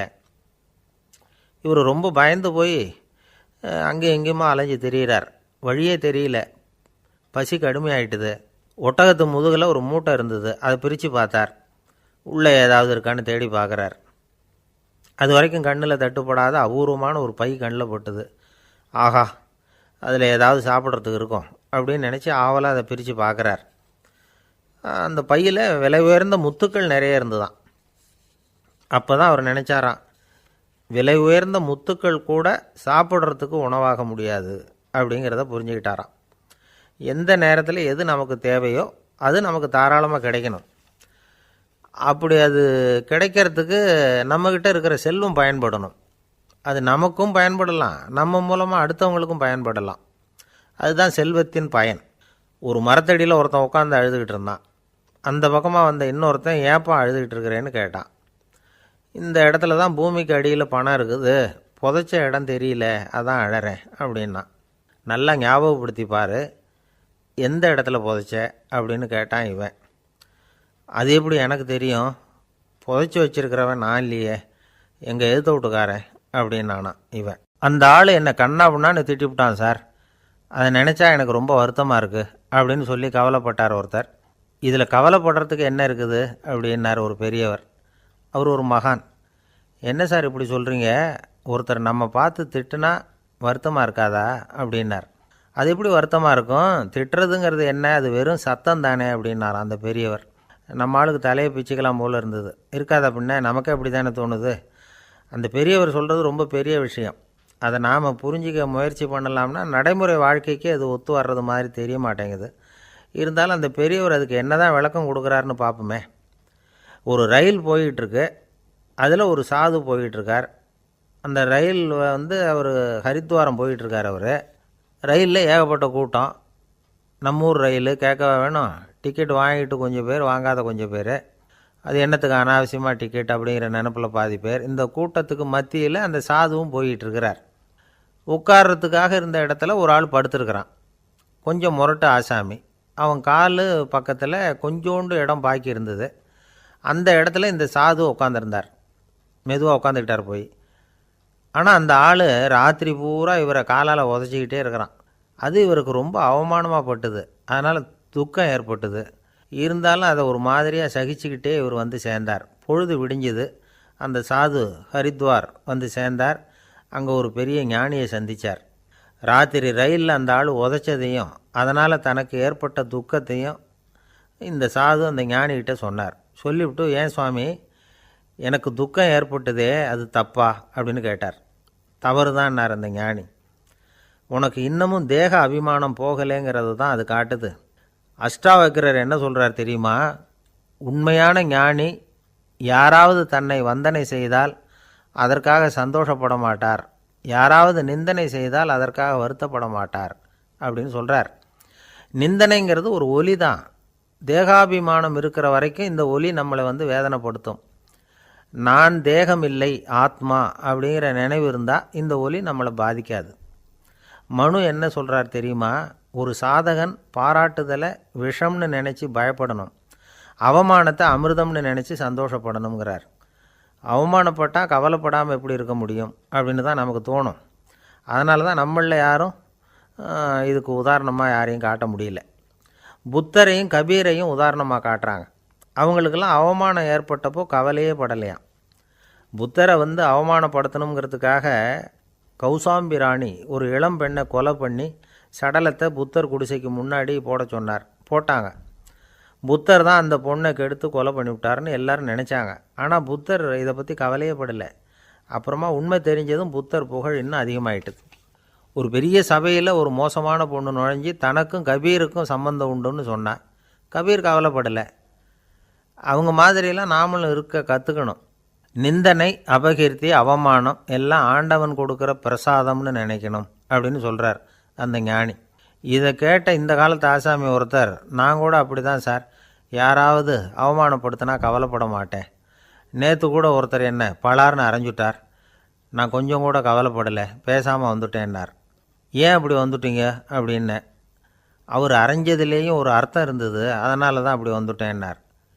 ஏன் அரைஞ்சாருன்னு கேட்டேன். 10 வருஷத்துக்கு முன்னாடி 15 ரூபா அவர்கிட்ட கடன் வாங்கினேன், அதை கேட்டு கேட்டு பார்த்துட்டு கடைசியாக தான் அரைஞ்சார் அப்படின்னார். ஆண்டவனுடைய பிரசாதம் இவருக்கு அடிக்கடி கிடைக்கும் போல இருக்குது. ஒரு பல்கலைக்கழகம், அங்கே ஒரு இலக்கிய பேராசிரியர், அவர் பாடம் நடத்திக்கிட்டு இருந்தார். ராபர்ட் ப்ரௌனிங் எழுதிய கவிதைகளை பற்றி சொல்லிகிட்டு இருக்கிறார். மாணவர்களும் ரொம்ப அக்கறையாக அதை கேட்டுக்கிட்டு இருக்கிறாங்க. ஒரு குறிப்பிட்ட கவிதையை பற்றி சொல்லும் பொழுது அந்த பேராசிரியருக்கே ஒரு சந்தேகம். அதாவது அந்த கவிதையின் சரியான அர்த்தம் என்னங்கிறதுல சந்தேகம். பேராசிரியர் யோசனை பண்ணார். அந்த கவிதையை முழுசாக புரிஞ்சிக்க முடியல. அதனால் மாணவர்களை பார்த்து சொன்னார், மாணவர்களே, ஒரு நாள் பொறுத்துங்க, இந்த கவிதையை எழுதின கவிஞர் எங்கள் வீட்டுக்கு பக்கத்தில் தான் இருக்கிறார். இன்றைக்கி சாயந்தரம் நான் அவரை நேரிலேயே போய் பார்க்குறேன், பார்த்து இதுக்கு என்னங்க அர்த்தம்னு கேட்டுக்கிட்டு வந்துவிடுறேன், அதுக்கப்புறம் உங்ககிட்ட சொல்கிறேன் அப்படின்னாராம். அன்றைக்கி சாயந்தரமே அந்த பேராசிரியர் கவிஞரை தேடிக்கிட்டு போயிட்டார். கவிஞர் அவங்க வீட்டில் அவர் பாட்டு உட்காந்துருந்தாராம். இவர் போய் அவர் முன்னாடி உட்காந்தார். அப்புறம் கேட்டார், ஐயா, அந்த கவிதையின் முழு பொருள் என்னன்னு தெரிஞ்சுட்டு போகிறதுக்காக வந்திருக்கிறேன் அப்படின்னாராம். எந்த கவிதை அப்படின்னாராம் அவர். இவர் அந்த கவிதையை சொல்லியிருக்கார். கவிஞர் கொஞ்சம் யோசனை பண்ணிவிட்டு அப்புறம் சொன்னாராம், பேராசிரியரே, நீங்கள் கொஞ்சம் தாமதமாக வந்துட்டீங்கன்னாராம். இவருக்கு ஒன்றும் புரியல. நீங்கள் என்ன சொல்கிறீங்க? நான் தாமதமாக வந்துட்டேன்னா? நீங்கள் தான் உயிரோடு இருக்கிறீங்களே, அப்படி இருக்கும்பொழுது நான் தாமதமாக வந்துவிட்டேன்னா அது எப்படி அப்படின்னு இவர் குழம்பியிருக்கிறார். இப்போ கவிஞர் சொன்னாராம், ஐயா, நான் உயிரோடு இருக்கிறேன்னா இல்லையாங்கிறது முக்கியம் இல்லை. நான் அந்த கவிதை வரிகளை எழுதினப்போ 2 பேருக்கு அதோட அர்த்தம் தெரிஞ்சிருந்தது. இப்போ ஒரே ஒருத்தருக்கு தான் அதோட அர்த்தம் தெரியும் அப்படின்னாராம். பேராசிரியர் யோசனை பண்ணியிருக்கார். அப்படின்னா அந்த ஒருத்தர் கவிஞர் ராபர்ட் ப்ரௌனிங்கை தவிர வேறு யாராக இருக்க முடியும்? இவர் தான் அப்படிங்கிறத அவர் மனசில் நினச்சிக்கிட்டார். அதனால் சொன்னார், ஐயா, நான் தாமதமாக வரல, அந்த கவிதையின் பொருள் என்ன அது சொல்லுங்கன்னார். பேராசிரியரே, நான் சொல்கிறது உங்களுக்கு புரியலைன்னு நினைக்கிறேன். நான் இந்த வரிகள் எழுதினப்போ 2 பேருக்கு அதோட அர்த்தம் தெரிஞ்சிருந்தது. அந்த 2 பேர் யாருன்னா, ஒருத்தர் ராபர்ட் ப்ரௌனிங், அதாவது நான், இன்னொருத்தர் கடவுள். இப்போ அது கடவுளுக்கு மட்டும்தான் தெரியும். நானே இதை பற்றி பல தடவை யோசனை பண்ணி பார்த்தேன். இது ரொம்ப அழகானது, ஆனாலும் ரொம்ப வழுக்கலானது. அதை பிடிச்சிட்டோம்னு நினச்சிக்கிட்டு இருக்கும் பொழுதே காற்று மாதிரி அது உங்ககிட்ட இருந்து ஓடி போயிடுது.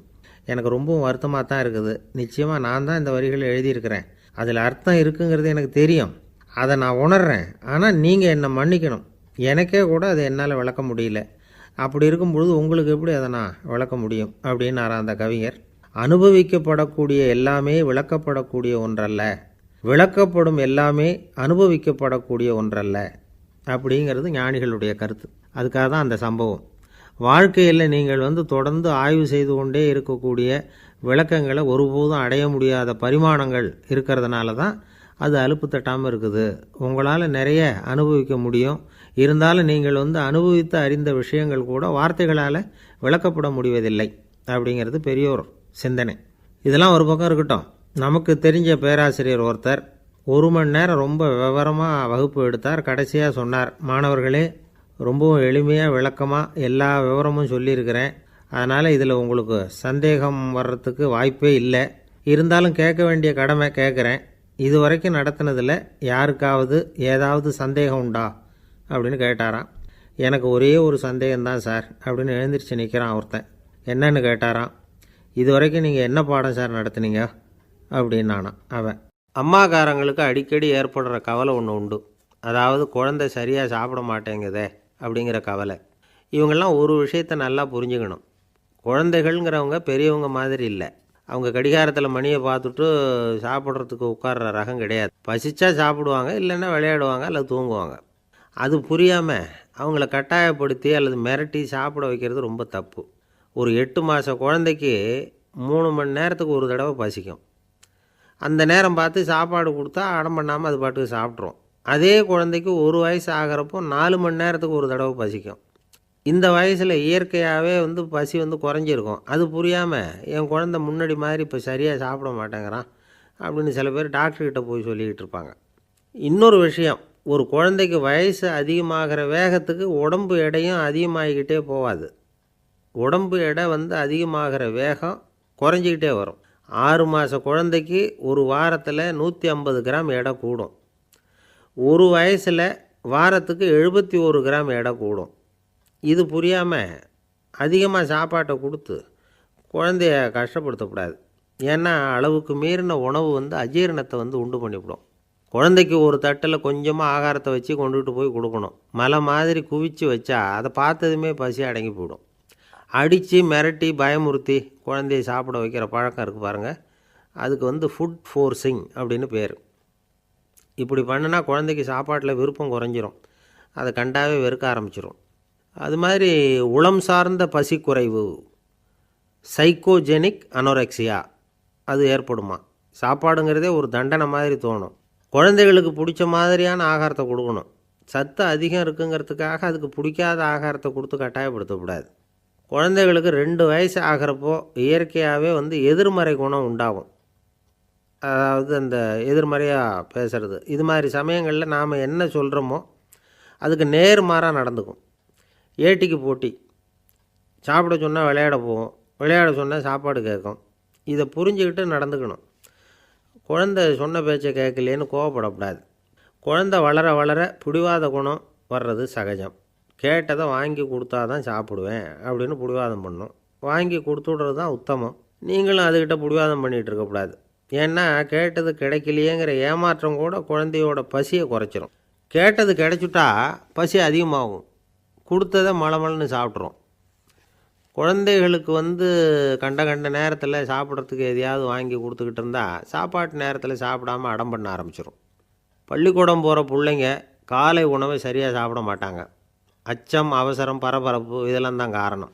பள்ளிக்கு புறப்படுறதுக்கு ஒரு 3/4 மணி நேரத்துக்கு முன்னாடியே சாப்பாடு போட்டுருங்க, அது சரியாக போயிடும்.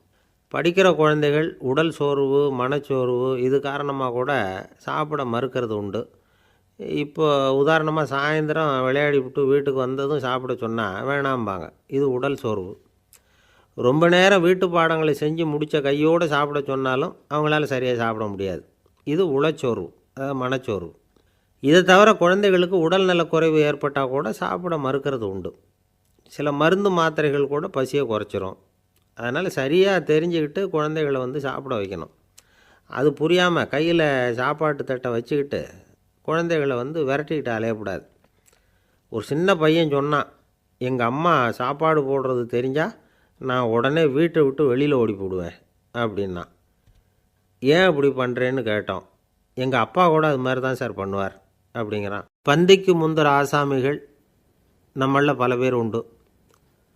அப்படி முந்தறதுக்கு கூட முயற்சி பண்ணுறவங்க நிறைய பேர் இருக்கிறாங்க. இதில் என்ன ஒரு விஷயம்னா, பந்திக்கு முந்துறது கூட தப்பு இல்லை. ஆனால் அப்படி ஒரு விருந்தில் ஆளாக போய் உட்காந்து சாப்பிட்டா கூட வெளியில் வர்றப்ப என்ன பெரிய விருந்து வச்சுட்டான், சாம்பாரில் உப்பு இல்லை, ரசத்தில் காரம் இல்லை அப்படின்னு குறை சொல்லிகிட்டே வர்றது இருக்குது பாருங்கள். அது சரியில்லை, நாகரிகமும் இல்லை. கல்யாண பத்திரிகையில் என்ன போட்டிருக்குது, என் பொண்ணுக்கும் இன்னார் பையனுக்கும் கல்யாணம், எல்லாரும் குடும்பத்தோடு வந்திருந்து மணமக்களை வந்து ஆசீர்வதிக்கணும், இப்படி தானே போட்டிருக்கோம். குடும்பத்தோடு வந்து விருந்து சாப்பிட்டு சாப்பாடு எப்படி இருக்குன்னு அபிப்பிராயம் சொல்லிவிட்டு போங்க அப்படின்னா போட்டிருக்கு கல்யாண பத்திரிகையில்.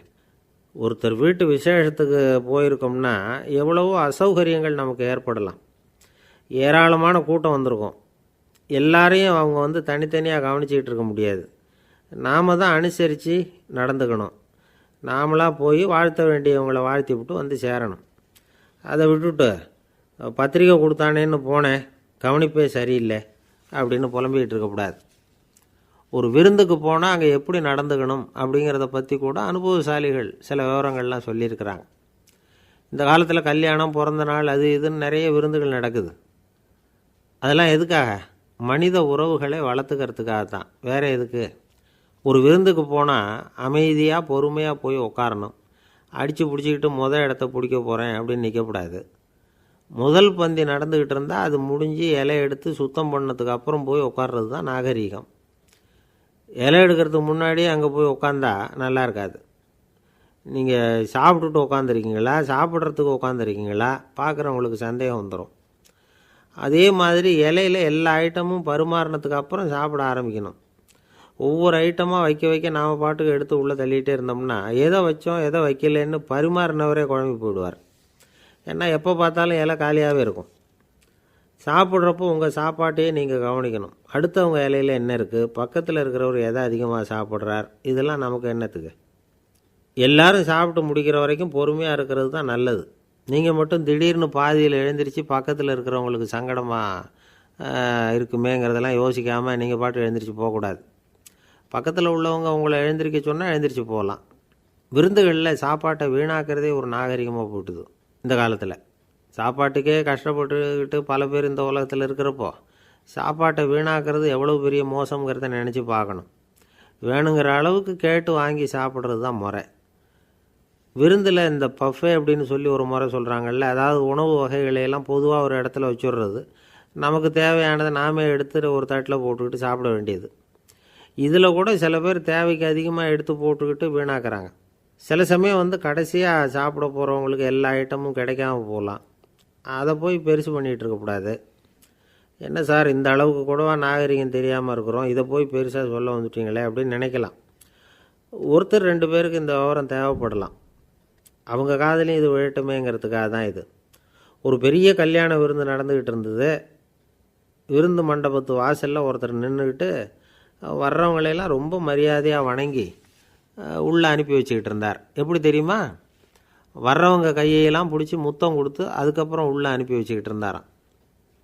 கூட்டம்லாம் முடிஞ்சதுக்கப்புறம் அவர்கிட்ட போய் கேட்டிருக்கிறாங்க, சார் நானும் எவ்வளவோ விருந்துகளுக்கு போயிருக்கிறேன், இருந்தாலும் இவ்வளவு மரியாதையாக வர்றவங்க கைக்கெல்லாம் முத்தம் கொடுத்து வரவேற்கிறத இங்கே தான் பார்க்குறேன் அப்படின்னு சொன்னாங்க.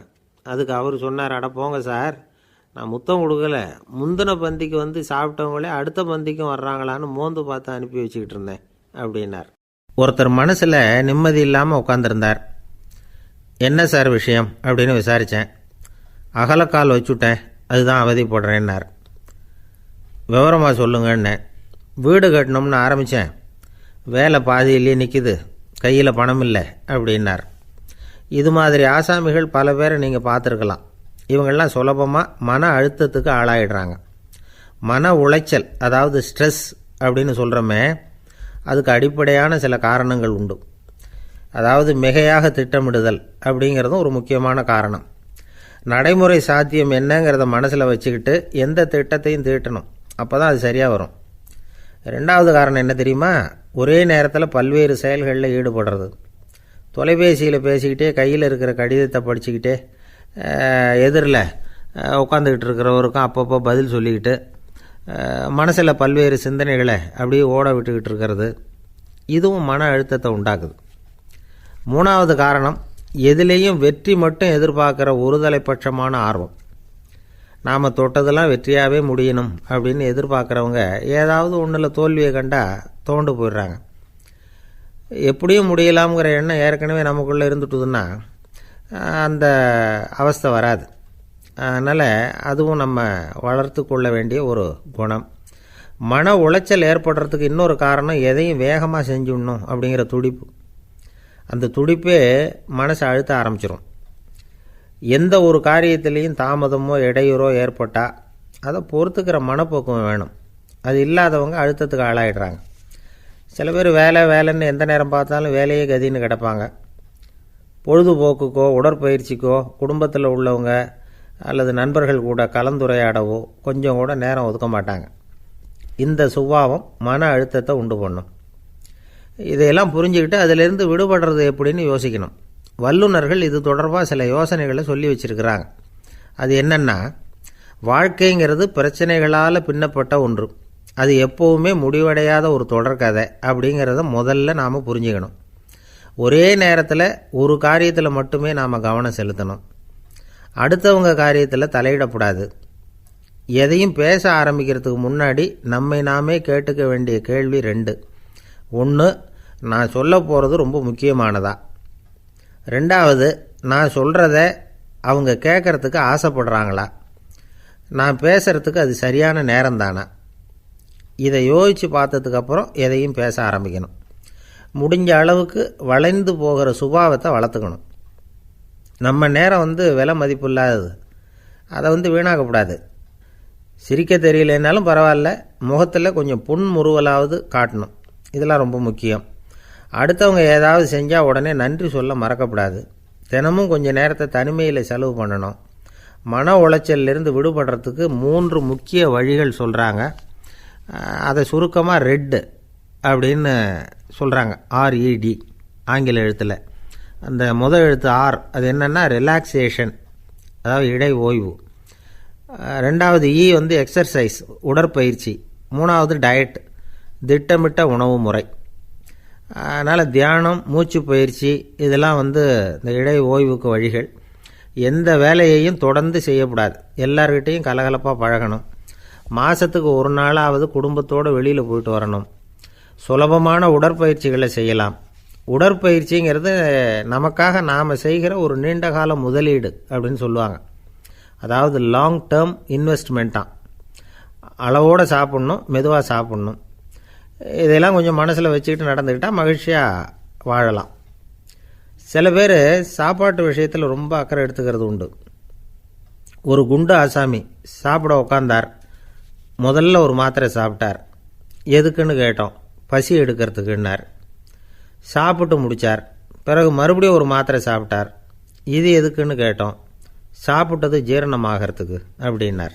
ஒரு ஆஃபீஸில் வேலை பார்க்குற ஒருத்தர் ஏதோ தப்பு பண்ணிவிட்டார். உடனே மேல் அதிகாரி அவரை கூப்பிட்டு அனுப்புனார். நீ செஞ்சது தப்புன்னார் கோபமாக. இது ஒரு ரகம். சில அதிகாரிகள் இப்படி நீங்கள் செஞ்சது தப்புன்னு சொல்கிறதில்ல, நீங்கள் செஞ்சது சரி அப்படின்னு சொல்கிறதில்ல. எப்படி சொல்லுவாங்கன்னா, நீங்கள் செஞ்சது சரியில்லைன்னு நான் நினைக்கிறேன் அப்படின்னு சொல்லுவாங்களாம். அதாவது சில பேர் நீங்கள் செஞ்சது தப்புங்கிறாங்க, அதையே மாற்றி சொல்கிறாரு இவர், நீங்கள் செஞ்சது சரியில்லைன்னு நினைக்கிறேன். இது ரெண்டும் அர்த்தம் ஒன்று தான், இருந்தாலும் வார்த்தைகள் வித்தியாசம். நிர்வாக திறமை இல்லாத ஒரு அதிகாரி யூ ஆர் ராங் அப்படின்னு சொல்லுவாராம். நிர்வாக திறமை உள்ள அதிகாரியாக இருந்தால் அதையே கொஞ்சம் மாற்றி I think you are not correct அப்படிம்பாராம். இதுதான் வித்தியாசம். இருந்தாலும் வார்த்தைகளை உபயோகப்படுத்துகிற விதத்தை வச்சு தான் வேலை நல்லா நடக்கிறதும் நடக்காததும் இருக்குது. விவரம் தெரிஞ்சவங்க என்ன சொல்கிறாங்க தெரியுமா? Be a leader not a boss அப்படிங்கிறாங்க. ஒரு லீடராக பாஸாக இருக்காதே அப்படிங்கிறாங்க. சரி, அப்படின்னா லீடருக்கும் பாஸுக்கும் வித்தியாசம் உண்டா அப்படின்னு கேட்டால் இருக்குன்னு சொல்கிறாங்க. லீடருங்கிறவர் வேறு, பாஸுங்கிறவர் வேறு. ஒரு லீடர் எப்படி நடந்துக்குவார், ஒரு பாஸ் எப்படி நடந்துக்குவார், இதை முதல்ல நாம் தெரிஞ்சுக்கணும். அவங்க எப்படி நடந்துக்குவாங்க அப்படிங்கிறதுக்கு சில விவரங்கள் இருக்குது. அதை கேட்டோம்னா நாம் புரிஞ்சுக்கலாம் அதை. அதாவது பாஸுங்கிறவர் விரட்டிக்கிட்டே இருப்பார், லீடருங்கிறவர் ஊக்கப்படுத்திக்கிட்டே இருப்பார். நாளைக்கு சாயந்தரத்துக்குள்ளே அந்த வேலையை செஞ்சு முடிக்கலைன்னா தொலைச்சி விடுவோம் தொலைச்சி அப்படிம்பார் அவர். இவர் எப்படி சொல்லுவார்னா, இது வரைக்கும் நீங்கள் செஞ்சுருக்கிற வேலை ரொம்ப அற்புதம் அப்படிம்பார். பாஸுங்கிறவர் அதிகாரத்தை நம்பி செயல்படுறவர், லீடருங்கிறவர் நல்லெண்ணத்தை நம்பி செயல்படுறவர். நம்மக்கிட்ட அதிகாரம் இருக்குது, பவர் இருக்குது, அதனால் காரியத்தை சாதிச்சுடலாம் அப்படின்னு நினைக்கிறவர் அவர். மற்றவங்கக்கிட்ட ஒரு நல்ல அபிப்பிராயத்தை சம்பாதிச்சுக்கிட்டு அது மூலமாக காரியங்களை சாதிக்கிறவர் இவர். பாஸுங்கிறவர் பயத்தை உண்டு பண்ணுவார், லீடருங்கிறவர் அன்பை பரவ செய்வார். அதை செய்யலைன்னா ஆடிட்டில் தகராறாயிடும், இது செய்யலைன்னா இன்க்ரிமெண்ட்டு கட் ஆகிடும், இப்படி ஏதாவது சொல்லி பயமுறுத்திக்கிட்டே இருப்பார் அவர். இவர் அப்படி இல்லை. உடம்பு இப்படி இருக்குது, வீட்டில் எல்லோரும் சௌக்கியமாக இருக்கிறாங்களா, ஆஃபீஸில் எல்லாம் வசதியாக இருக்குதா, நான் ஏதாவது உதவி செய்யணுமா அப்படின்னு அன்புக்கு முக்கியத்துவம் கொடுப்பார். பாஸுங்கிறவர் எதுக்கெடுத்தாலும் நான் சொல்லிகிட்டு இருப்பார், லீடருங்கிறவர் நாமன்னு சொல்லிகிட்டு இருப்பார். பாஸுங்கிறவர் தப்புக்கு காரணம் யாருன்னு பார்ப்பார், லீடருங்கிறவர் தப்பு என்னன்னு பார்ப்பார். இதுதான் ரெண்டு பேருக்கு வித்தியாசம். The boss shows who is wrong, the leader shows what is wrong அப்படின்னு சொல்லுவாங்க. இந்த காரியம் எப்படி செய்யப்பட்டிருக்கு அப்படின்னு தெரிஞ்சுக்கிறவர் பாஸ், இந்த காரியத்தை எப்படி செய்யணும்னு செஞ்சு காட்டுறவர் லீடர். பாஸுங்கிறவர் பணியாளர்களை திட்டுவார், லீடர் மரியாதைக்குரியவராக நடத்துவார், அதுக்குரியவராக அவர் நடந்துக்குவார். செய்கிற வேலையை ஒரு சுமையாக நினைக்க வைக்கிறவர் பாஸ், செய்கிற வேலையை ஒரு சந்தோஷமாக ஆக்கிறவர் லீடர். ஒரு முதலாளியாக இருக்கிறவர் அல்லது ஒரு நிர்வாகியாக இருக்கிறவர் இது மாதிரியான நுணுக்கங்களையெல்லாம் தெரிஞ்சு வச்சுக்கிறது நல்லது. ஒரு பாஸ் இருக்கார், அவர் ஒரு நாள் ரொம்ப பெருமையாக தன்னோட ஆஃபீஸை பற்றி பேசிக்கிட்டு இருந்தார். எனக்கு கீழே 200 பேர் வேலை செய்கிறாங்க சார், நான் ஒரு கோடு கிழிச்சா அவங்க அதை தாண்டாத அளவுக்கு நான் நடந்துக்கிறேன் சார் அப்படின்னார் அவர். அது எப்படி முடியுது உங்களால் அப்படின்னு கேட்டோம். நான் கோடே கிழிக்கிறதில்ல சார் அப்படின்னார். என்ன சார் உங்கள் பையன் என்ன செஞ்சுக்கிட்டு இருக்கிறான் இப்போது அப்படின்னு கேட்டார் ஒருத்தர். அடிக்கடி கண்ணாடி முன்னாடி நின்று அழகு பார்த்துக்கிட்டு இருக்கிறான் சார் அப்படின்னார் அப்பா. இளம் பருவம் இப்படி தான் இருக்கும், அதையெல்லாம் சாதாரணமாக நினச்சிடாதீங்க அப்படின்னார் அவர். என்ன சார் சொல்கிறீங்க, கண்ணாடி முன்னாடி நின்றுக்கிட்டு நேரத்தை வீணாக்கிக்கிட்டு இருக்கான், அதை ஒரு பெரிய விஷயமாக நான் நினைக்கணுமா அப்படின்னார் இவர். இளம் பருவத்தில் இளைஞர்களுக்கும் சின்ன பொண்ணுங்களுக்கும் அடிக்கடி கண்ணாடியில் பார்க்கணும்னு தோணும். அது வெறுமனே அழகு பார்க்குறது மட்டும் இல்லை, அவங்க தங்களையே தேடி கண்டுபிடிக்கிற ஒரு முயற்சி அது. இது ஒரு மனோதத்துவ விளைவு. இது வரைக்கும் சின்ன பிள்ளையாக இருந்துட்டோம், இனிமேல் நாமளும் மற்றவங்க மாதிரி மனிதர்கள் தான் அப்படிங்கிற உணர்வு அவங்களுக்கு வருது. தங்களோட முகம் எப்படி இருக்குது, அழகு எப்படி இருக்குது, உடம்பு நேரம் எப்படி இருக்குது, முடி எப்படி இருக்குது அப்படிங்கிறதையெல்லாம் கண்டுபிடிக்கிறாங்க. அதுக்கப்புறம் இன்னொரு ஆணோ பொண்ணோ தன்னை கவனிக்கணும் அப்படின்னு நினைக்கிறாங்க. இதெல்லாம் மனோதத்துவ உண்மைகள், இதெல்லாம் இயற்கை. இதை பார்த்துட்டு பெற்றவங்க பிள்ளைங்க கெட்டு போட்டாங்க அப்படின்னு நினைக்கக்கூடாது, அவங்கள திட்டிக்கிட்டே இருக்கக்கூடாது. இன்றைக்கி பல குடும்பங்களில் இதுதான் நடந்துக்கிட்டு இருக்குது. மனுஷ வாழ்க்கையிலேயே இப்படியும் இல்லாத அப்படியும் இல்லாத ஒரு பருவம் இளம் பருவம். 13லேருந்து 19 வயசுக்கு உட்பட்ட ஆண்கள் பெண்கள் இந்த வகையை சேர்ந்தவங்க, டீனேஜ் குரூப். இவங்களை சின்னவங்கன்னு நினச்சிட முடியாது, பெரியவங்கன்னு நினச்சிட முடியாது. இவங்க ரொம்ப சென்சிட்டிவ். சமூகம் நினச்சா இவங்களை நல்லவங்களாகவும் ஆக்கலாம், கெட்டவங்களாகவும் ஆக்கலாம். கொஞ்சம் அக்கறை எடுத்துக்கிட்டால் பெரிய பெரிய மேதைகளையும் விஞ்ஞானிகளையும் உருவாக்கலாம். ஆனால் நடக்கிறது என்ன தெரியுமா, அநேகமாக இவங்களை யாருமே சரியாக புரிஞ்சுக்கிறது இல்லை, இவங்களை சரியாக நடத்துறதும் இல்லை. இது வரைக்கும் நாம் சொல்கிறத கேட்டுக்கிட்டு இருந்தான், இப்போல்லாம் அவன் இஷ்டத்துக்கு நடக்க ஆரம்பிச்சுட்டான் அப்படின்னு வருத்தப்படுற பெற்றோர்கள் அதிகம். இது வருத்தப்படுற விஷயம் இல்லை, சந்தோஷப்பட வேண்டிய விஷயம். உங்கள் புள்ள சொந்தமாக யோசிக்க ஆரம்பிக்கிறதும் நடந்துக்க ஆரம்பிக்கிறதும் ஒரு தப்பான விஷயமா? அவன் கடைசி வரைக்கும் உங்கள் பேச்சையே கேட்டுக்கிட்டு இருக்கணுங்கிறது என்ன நியாயம்? இன்றைக்கி இளைஞர்களை பெரியவங்க தப்பாக புரிஞ்சுக்கிட்டு தவறாக நடத்துறதுனால தான் அவங்களுக்கு வெறுப்பு, எரிச்சல், மனக்கசப்பு எல்லாம் உண்டாகுது. பெற்றவங்க சரியாக மதிக்கிறது இல்லை அப்படிங்கிற ஒரே காரணத்தினாலேயே வீணாக போகிற பிள்ளைங்க இன்றைக்கி அதிகம். சரி, பெற்றவங்களுக்கு இன்றைக்கி என்ன தான் புத்தி சொல்ல வர்றீங்க அப்படின்னு கேட்குறீங்களா? நாம் எதையும் சொல்ல வரல, ஆனால் அது சம்பந்தமான சில நிபுணர்கள் சொல்லியிருக்கிறத உங்கள் காதில் போட்டு வைக்கலாம். அது என்னென்னா, பிள்ளைங்கக்கிட்ட அன்பு செலுத்துங்க. குழந்தையாக இருந்தப்போ எவ்வளவு பாசமாக இருந்தீங்க, வளர வளர அதை ஏன் குறைச்சிக்கிறீங்க? பெற்றவங்களின் அன்பான வார்த்தைகளுக்கு ஏங்குறவங்க தான் இன்றைய இளைஞர்கள். அவங்க எதை சொன்னாலும் அதை அக்கறையாக காது கொடுத்து கேளுங்க, அலட்சியப்படுத்தாதீங்க. அவங்க விரும்புகிறது உங்கள்கிட்ட இருந்து ஒரு மதிப்பு, மரியாதை, அங்கீகாரம், இவ்வளவு தான். அவங்க அவங்களாவே முடிவுகள் எடுக்கட்டும், அதுக்கு நீங்கள் உதவியாக இருங்க, அது போதும். மற்றவங்க முன்னாடி, முக்கியமாக அவங்க நண்பர்கள் முன்னாடி அவங்கள பற்றி மட்டமாக பேசாதீங்க. அவங்கக்கிட்ட பொய் சொல்லக்கூடாது. நீங்கள் சொன்னது பொய்ன்னு தெரிஞ்சு போச்சுன்னா உங்கள் பேரில் அவங்களுக்கு இருக்கிற மதிப்பு போயிடும், நம்பிக்கை போயிடும். அவங்களுக்கு முன்னாடி நீங்கள் சண்டை போடக்கூடாது. உங்கள் பிள்ளைய எப்பவும் இன்னொரு பிள்ளையோட ஒப்பிட்டு பேசுகிற வேலையே வேணாம். கூட பிறந்த மற்றவங்களோட கூட ஒப்பிடக்கூடாது. இப்படி செஞ்சால் அவன் உங்ககிட்டையும் பிரியமாக இருக்க மாட்டான், அவங்ககிட்டையும் பிரியமாக இருக்க மாட்டான். புள்ள எங்கே போகிறான், என்ன பண்ணுறான் அப்படின்லாம் துப்பறிஞ்சிக்கிட்டு இருக்கக்கூடாது. இளைஞர்கள் தனிமையை விரும்புகிறவங்க. அவங்கள பெட்டியில் வச்சு மூடி பாதுகாக்கணும்னு நினைக்கக்கூடாது. அவங்கள எப்படி பாதுகாக்கிறது அப்படிங்கிறது அவங்களுக்கே தெரியும். உங்கள் புள்ள எப்படி நடந்துக்கணும்னு நீங்கள் எதிர்பார்க்குறீங்களோ அது மாதிரி நீங்கள் நடந்து காட்டுங்க, அது போதும். ஒரு வீட்டில் அப்பாவும் அம்மாவும் பேசிக்கிட்டு இருக்கிறாங்க. என்னங்க, நம்ம பொண்ணு பெரியவளாயிட்டா, அடிக்கடி கண்ணாடி முன்னாடி போய் நின்றுக்கிட்டு இருக்கிறா, சீக்கிரமாக ஒரு பையனை பார்த்து கல்யாணத்தை முடிக்காமல் இப்படி மசன்னு கல் மாதிரி உட்காந்துருக்குறீங்களே அப்படின்னு சத்தம் போட்டாங்க அந்த அம்மா. அவசரப்படாத, பார்க்குறதுக்கு கண்ணுக்கு அழகாக லட்சணமாக புத்திசாலியாக ஒரு பையன் கிடைக்க வேணாமா, அதுதான் பார்த்துக்கிட்டு இருக்கிறேன் அப்படின்னார் அப்பா. இதுக்கு அந்த அம்மா சொல்கிறாங்க, எங்கள் அப்பா இப்படியெல்லாம் நினச்சிக்கிட்டு இருந்திருந்தா எனக்கு கல்யாணமே ஆயிருக்காது தெரியுமா அப்படின்னாங்களாம். 1816 வருஷம் செப்டம்பர் மாதம் 11 பிரான்ஸ் தேசத்தில் உள்ள ஒரு மருத்துவமனை. அங்கே ஒரு இளம் டாக்டர் கொஞ்ச நாளைக்கு முன்னாடி தான் அந்த ஆஸ்பத்திரியில் புதுசாக வேலைக்கு சேர்ந்துருக்கிறார். அவர் பேர் ரெனே லெனக். அவர் அன்னைக்கு காலையில் அந்த மருத்துவமனையில் அப்படியே ரவுண்ட்ஸ் வந்துக்கிட்டு இருக்கிறார். வார்டில் ஒரு படுக்கையில் ஒரு இளம்பெண் படுத்திருக்கிறா. அந்த பொண்ணுக்கு இருதய நோயாக இருக்கலாம்ங்கிறது மற்ற டாக்டர்கள் சந்தேகம். அந்த காலத்துல எல்லாம் ஒருத்தருடைய இருதய துடிப்பை தெரிஞ்சுக்கணும்னா நோயாளியின் மார்பில் டாக்டர் காதை வச்சு பார்த்து தான் தெரிஞ்சுக்கிறது வழக்கம். ஆனால் இந்த பெண்ணும் இளம்பெண், அந்த டாக்டரும் புதுசாக சேர்ந்துருக்கிறவர். அதனால் பரிசோதனை பண்ண தயங்கினார். கொஞ்ச நேரம் யோசனை பண்ணார். திடீர்னு ஒரு ஞாபகம் வந்தது அவருக்கு. அதாவது அன்றைக்கி விடியற் காலையில் தோட்டத்தில் அப்படி வாக்கிங் போயிட்டு இருந்தப்போ சின்ன பசங்கள்லாம் ஒரு மரக்கட்டையை வச்சு விளையாடிக்கிட்டு இருந்தாங்களாம். அதை இவர் பார்த்துருக்கிறார். அது என்ன விளையாட்டுனா, ஒரு நீளமான மரப்பலகை, அதில் ஒரு முனையில் ஒரு பையன் தன்னுடைய காதை வச்சுக்கிட்டு இருக்கிறான், மறுமுனையில் இன்னொரு பையன் அந்த மரப்பலகையை ஒரு ஆணியால் கீறிக்கிட்டு இருக்கிறான். ஒரு முனையில் ஆணியால் கீறும் பொழுது மறுமுனையில் காதை வச்சிருக்கிற பையனுக்கு அந்த சத்தம் துல்லியமாக கேட்குது. அந்த டாக்டருக்கு காலையில் பார்த்த இந்த விளையாட்டு ஞாபகத்துக்கு வந்துட்டுது. உடனே என்ன பண்ணார் தெரியுமா? ஒரு நீளமான காகிதத்தை எடுத்தார். அதை அப்படியே உருளை மாதிரி உருட்டினார்.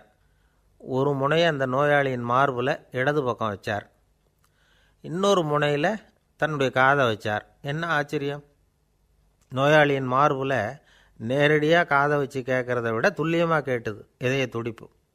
இதய துடிப்பு மட்டும் இல்லை, மூச்சு இழுத்து விடுறது, திரவ பொருள்களின் அசைவு, எல்லா சத்தமும் தெளிவாக கேட்குது. கிரேக்க மொழியில் ஸ்டெத்தாஸ் அப்படின்னா மார்பு, ஸ்கோப்பின் அப்படின்னா பார்ப்பதுன்னு அர்த்தம். அதனால் டாக்டர் ரெனே லெனக் தான் கண்டுபிடிச்ச கருவிக்கு ஸ்டெத்தஸ்கோப் அப்படின்னு பேர் வச்சார். அவரே முதல் மாடலையும் செஞ்சார். அளவு ரொம்ப பெருசாக இருந்தது, சுலபமாக எடுத்துகிட்டு போகிறது கஷ்டம், அது அவ்வளோ கஷ்டமாக இருந்தது அது.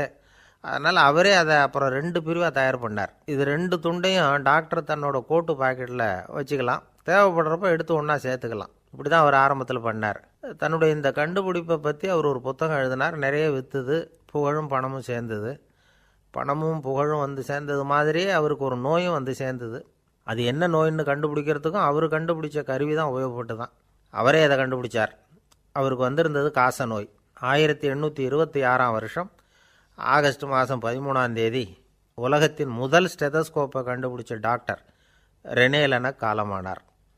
அவர் சாகிறதுக்கு முன்னாடி மரத்தால் செஞ்சு வச்சுருந்த ஸ்டெதஸ்கோப்பை தனக்கு வேண்டியப்பட்ட ஒரு டாக்டர்கிட்ட கொடுத்து, என்னுடைய சொத்துக்கள்லேயே ரொம்ப வசந்தது அப்படின்னு சொன்னாராம். அதுக்கப்புறம் 3 வெள்ளைக்காரங்க சேர்ந்து இந்த கருவியில் சில மாற்றங்களை பண்ணாங்க. ஆனால் 1829 லண்டனில் டாக்டர் நிக்கோலஸுங்கிறவர் ஒரு காதால் இதய துடிப்பை கேட்குறத விட டாக்டர் 2 காதாலையும் கேட்குறது தான் சரியாக இருக்கும் அப்படின்னு ஒரு கருத்தை வெளியிட்டார். அதுக்கப்புறம் ரொம்ப காலம் கழித்து 1852 ஜார்ஜ் காமான் அப்படிங்கிறவர் ரப்பர் டியூபுகளை உபயோகப்படுத்தி 2 காதாலையும் கேட்குற மாதிரி ஒரு புதிய வடிவத்தை அதுக்கு கொடுத்தார். அதுக்கு பிறகு அது படிப்படியாக எவ்வளவோ மாற்றங்கள் இருந்தாலும் ஆரம்பத்தில் டாக்டர் ரெனே லெனக் உருவாக்கின அடிப்படை மாடலை யாரும் மாற்றி அமைக்கலைங்கிறது தான் முக்கியமான விஷயம். நமக்கு தெரிஞ்ச ஒரு ஆஸ்பத்திரி, அதில் ஒரு நோயாளி, காலை நேரத்தில் நர்ஸு அந்த பக்கமாக போயிட்டு இருந்தாங்க. அதை பார்த்துட்டு ஒரு நர்ஸுன்னு கத்துறார். நர்ஸு அவசரமாக ஓடி வந்து என்ன விஷயம்னு கேட்டாங்க. சிஸ்டர், இங்கே பாருங்கள்,